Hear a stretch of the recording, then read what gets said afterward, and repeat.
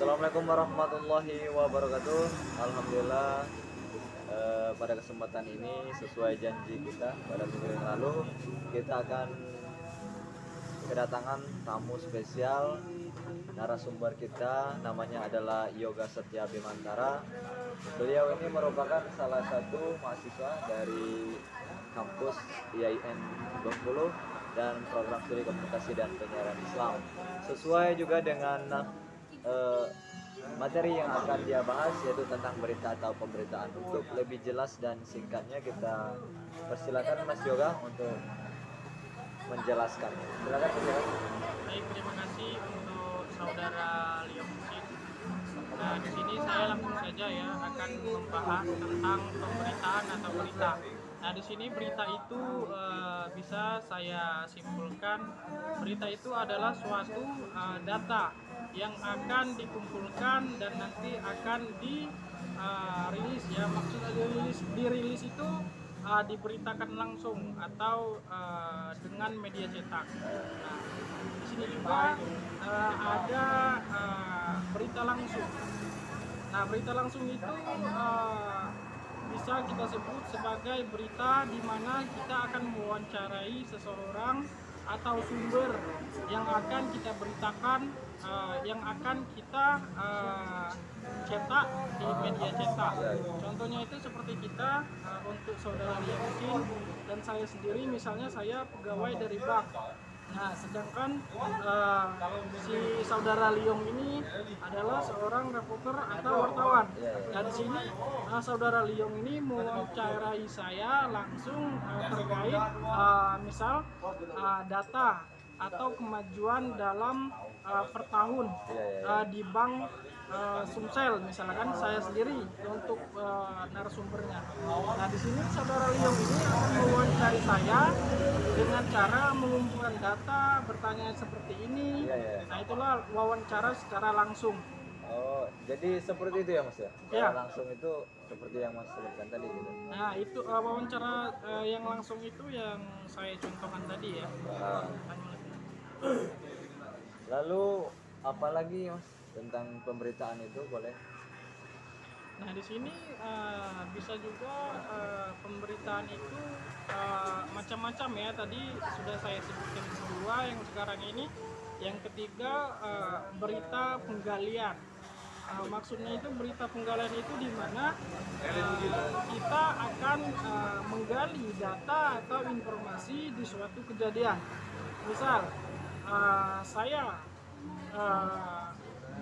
seorang wartawan ya, gantian ya tadi kan contohnya itu kan. Nah, di mana suatu kejadian itu misalkan ada seperti kecelakaan atau kebakaran, nah di mana kita akan menggali informasi secara langsung dengan orang yang ada di peristiwa tersebut, atau bisa disebut saksi ya, saksi yang melihat langsung.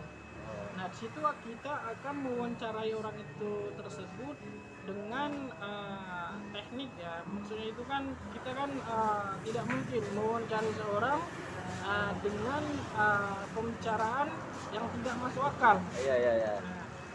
Jadi penggalian itu mencari informasi itu berarti? Ya, penggalian itu mencari informasi dalam suatu kejadian secara langsung. Oh, dicari benar-benar ke titik-titik akarnya kayak gitu. Titik akarnya untuk ya dimediakan. Nah, di sini juga ada pengungkapan berita. Nah, materi yang saya bahas ini dari yang pertama yang sampai sekarang pengungkapan berita itu ada sangkut pautannya semua. Oh, ada kaitannya, Ya, ada kaitannya. semua. Nah, pengungkapan berita. Nah, sedangkan pengungkapan berita ini sama seperti yang saya contohkan tadi, di mana kita itu langsung mencari informasi yang dapat membuat berita itu tidak secara tidak benar atau pembohongan ya. Nah, di sini pengungkapan itu sama seperti contoh yang saya baru contohkan tadi, di mana kita itu akan mewawancarai seseorang atau kita panggil seseorang tersebut ke media, misal ke media televisi untuk disiarkan langsung. Nah, pengungkapan gitu. Pengungkapan, ini pengungkapan berita.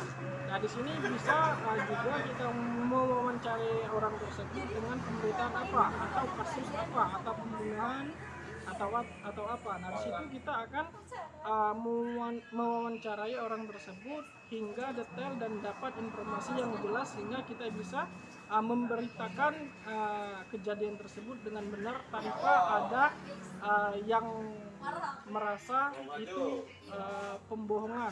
Oh, itu dari pengungkapan itu seperti itu mas, disiar langsungkan ke publik ya gitu. Ya, Hasil akhirnya. hasil akhirnya tadi.